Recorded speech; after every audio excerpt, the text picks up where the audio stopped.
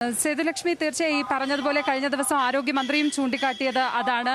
നിരവധി മൃതദേഹങ്ങൾ മണ്ണിനടിയിൽ പുതഞ്ഞു കിടക്കുന്ന ഒരു സാഹചര്യം. ആ തരത്തിലാണ് രക്ഷാപ്രവർത്തനം നടക്കുന്നത്. നിരവധി രക്ഷാപ്രവർത്തകർക്ക് ആ മേഖലയിലേക്ക് കടന്നു ചെല്ലേണ്ടതുണ്ട്. മാത്രമല്ല, ഈ ആശുപത്രിയിലും വലിയ തോതിൽ ആളുകൾ കൂടി നിൽക്കുന്ന ഒരു സാഹചര്യം. ഇതൊക്കെ തന്നെ ഒരു പകർച്ചവ്യാധി സാധ്യതകൾ നമുക്ക് മുന്നിൽ തുറന്നു വയ്ക്കുന്നുണ്ട്. അങ്ങനെ ഒരു ഭീഷണി ഈ ഘട്ടത്തിൽ ഈ ദുരന്ത മേഖലയിൽ നിലനിൽക്കുന്നുണ്ട്. ഇപ്പോൾ സാംക്രമിക ആരോഗ്യ വിദഗ്ധൻ ഡോക്ടർ ടി.എസ്. അനീഷ് നമുക്കൊപ്പം ചേരുകയാണ്. ഡോക്ടർ, ഈ ഒരു ഘട്ടത്തിൽ ആളുകളോട് പൊതുവായി പറയാനുള്ളത് എന്താണ്? തീർച്ചയായിട്ടും ലോകമെമ്പാടുമുള്ള അനുഭവങ്ങൾ കാണിക്കുന്നത് ദുരന്തം ഉണ്ടായി അതിൽ മരണമടയുന്നതിനേക്കാൾ കൂടുതൽ ആളുകൾ രോഗികളും മരണത്തിലേക്കൊക്കെ നയിക്കുന്നത് ദുരന്തത്തെ തുടർന്നുള്ള ദിവസങ്ങളിലാണ്. പ്രത്യേകിച്ച് ഒരു ദുരന്തത്തിനോടുള്ള ഒരു റെസ്പോൺസ് എന്നുള്ള നിലയിൽ നമ്മൾ ആളുകളെ സംരക്ഷിക്കുകയും രക്ഷിക്കുകയൊക്കെ ചെയ്യും. പക്ഷെ അതിനുശേഷം ആ പ്രദേശങ്ങളിൽ വളരെ വ്യാപകമായിട്ട് പകർച്ചവ്യാധികൾ പിടിപെടാനുള്ള സാധ്യതയുണ്ട്. അതിനെതിരെയുള്ള മുന്നൊരുക്കത്തിൻ്റെ ഭാഗമായിട്ടാണ് ഇപ്പോൾ അതുമായിട്ട് ബന്ധപ്പെട്ട പരിശീലനങ്ങൾ നടത്തുകയും അത്തരത്തിലുള്ളൊരവസ്ഥയിലേക്ക് നമ്മുടെ സമൂഹം അല്ലെങ്കിൽ ഇവിടെയുള്ള ആളുകൾ പോകാതിരിക്കാൻ പ്രത്യേകിച്ചും ക്യാമ്പുകൾ കേന്ദ്രീകരിച്ച്, കാരണം കൂടുതൽ ആളുകൾ ക്യാമ്പിൽ വന്നുകൊണ്ടിരിക്കുക. ഔദ്യോഗിക കണക്കനുസരിച്ച് തന്നെ ഏതാണ്ട് 10,000-ഓളം ആളുകൾ ഇപ്പോൾ ക്യാമ്പുകളിലുണ്ട്. അവരിൽ കൂടുതൽ രോഗങ്ങൾ ഉണ്ടാകാതിരിക്കാനും അപകടങ്ങൾ ഉണ്ടാകാതിരിക്കാനുമുള്ള കാര്യങ്ങളാണ് ഇപ്പോൾ നമ്മൾ ചെയ്തുകൊണ്ടിരിക്കുന്നത്.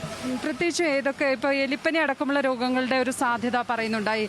എലിപ്പനി അല്ലാതെ എന്തൊക്കെ രോഗങ്ങൾക്കുള്ള ഒരു സാധ്യതയാണ്? എലിപ്പനി വളരെ പ്രധാനപ്പെട്ട ഒരു കൺസേൺ ആണ്. എലിപ്പനി കാരണം ഈ മണ്ണിലൂടെയും ചെളിയിലൂടെയും നടന്നു വരുന്നത് കാരണം കാലിലൂടെ പ്രധാനമായിട്ട് എലിപ്പനിയുടെ അണുജീവികൾ ശരീരത്തിലെത്താനുള്ള സാധ്യതയുണ്ട്. പക്ഷേ എലിപ്പനി മനുഷ്യരിൽ നിന്ന് മനുഷ്യരിലേക്ക് പകരുന്ന ഒരു രോഗമല്ല.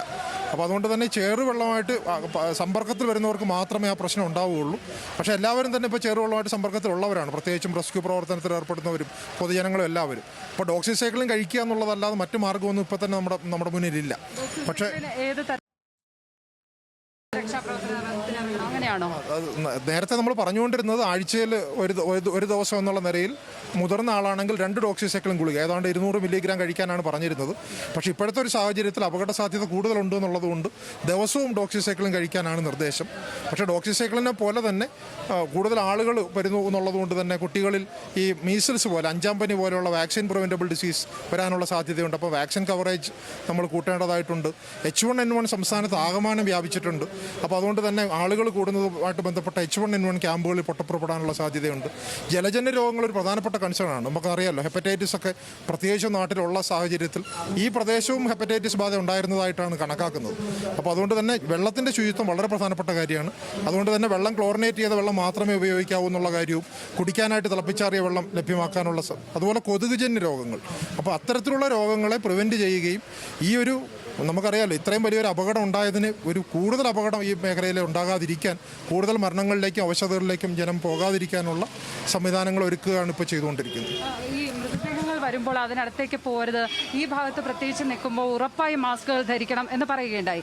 അത് എന്ത് തരത്തിലുള്ള രോഗസാധ്യതയാണ്? ഇപ്പോൾ ഒരു മൃതദേഹം, ചീഞ്ഞളിഞ്ഞ ഒരു മൃതദേഹം വരുമ്പോൾ അതുമായി ബന്ധപ്പെട്ട ആ ഗന്ധം നമ്മൾ ശ്വസിക്കുമ്പോൾ ഒക്കെ അങ്ങനെ എന്തെങ്കിലും രോഗസാധ്യത? മൃതദേഹത്തിൻ്റെ ഗന്ധം ശ്വസിക്കുന്നത് കൊണ്ട് പ്രത്യേകിച്ച് ഒരു ആരോഗ്യ പ്രശ്നം ഉണ്ടാകേണ്ട കാര്യമില്ല. പക്ഷെ ഇതൊരു സൈക്കോളജിക്കലായിട്ടുള്ള, ഇതിപ്പോൾ മാനസിക രോഗത്തിൻ്റെ ഒരു വലിയ പ്രശ്നം നമ്മൾ നേരിടാനായിട്ട് പോവുകയാണ്. കാരണം ഈ റെസ്ക്യൂ ഓപ്പറേഷനിൽ പങ്കെടുക്കുന്ന ആൾക്കാർക്ക് തന്നെ കാഴ്ചകൾ വളരെയധികം ബുദ്ധിമുട്ടുളവാക്കുന്നതാണ്. ഇപ്പോൾ ചീഞ്ഞളിഞ്ഞ മൃതദേഹം കാണുക, അതും തൊട്ടടുത്ത ബന്ധുക്കൾക്കൊക്കെ ആകുക, അല്ലെങ്കിൽ ആ പ്രദേശത്ത് കൊണ്ടുപോകുന്ന സമയത്ത് ഇപ്പോൾ ഞാൻ തന്നെ അങ്ങോട്ടും ഇങ്ങോട്ടും നടക്കുന്ന സമയത്ത് ഈ കാണുന്ന കാഴ്ചകൾ പോലും എന്നെ മാനസികമായിട്ട് ബാധിക്കുന്നുണ്ട്. ആ മാനസിക പ്രശ്നങ്ങൾ വളരെ കൂടുതലായിട്ടുണ്ടാകാം. ആൾക്കൂട്ടം കൂടുമ്പോൾ സ്വാഭാവികമായിട്ടും എയർബോൺ ഡിസീസ് കൂടാം, ഒരാളിൽ നിന്ന് മറ്റൊരാളിലേക്ക് രോഗം കൂടാം. അല്ലാതെ മൃതശരീരത്തിൽ നിന്നും ഈ ഗന്ധത്തിലൂടെ എന്തെങ്കിലും മാനസികമായ ബുദ്ധിമുട്ടിനപ്പുറം എന്തെങ്കിലും രോഗം പകരുമെന്ന് കണക്കാക്കുന്നില്ല. പകർച്ചവ്യാധി സാധ്യതകളാണ് നമുക്ക് മുന്നിലുള്ളത്. ദുരന്ത മേഖലയിൽ എപ്പോഴും നമ്മൾ ശ്രദ്ധിക്കേണ്ടത് അത് തന്നെയാണ്. അതുമായി ബന്ധപ്പെട്ടാണ് ഇപ്പോൾ പൊതുജനാരോഗ്യ വിദഗ്ധർ വിവിധ തരത്തിലുള്ള നിർദ്ദേശങ്ങൾ പങ്കുവയ്ക്കുന്നത്. അതിൽ പ്രധാനമായും ഒന്ന്, ഇത്തരത്തിൽ കൂട്ടം കൂടി ആവശ്യമില്ലാത്ത ആളുകളൊന്നും തന്നെ പ്രാഥമിക ആരോഗ്യ കേന്ദ്രമടക്കം മൃതദേഹം എടുത്തു കൊണ്ടുവരുന്ന ഭാഗത്ത് ഒന്നും കൂട്ടം കൂടി നിൽക്കരുത് എന്നുള്ള ഒരു കാര്യം പ്രത്യേകമായി പറയുന്നുണ്ട്. ക്യാമ്പുകളിൽ ഉറപ്പായും ആളുകൾ ഒരുപാട് പേർ തിങ്ങി പാർക്കുന്നുണ്ട്. അവരും ശ്രദ്ധിക്കേണ്ട കാര്യങ്ങൾ എന്തൊക്കെ എന്നതിനെ സംബന്ധിച്ചാണ് ഇപ്പോൾ നമ്മളോട് ഡോക്ടർ ടി.എസ്. അനീഷ് സംസാരിച്ചത്. സേതുലക്ഷ്മി. ശരി ലക്ഷ്മി.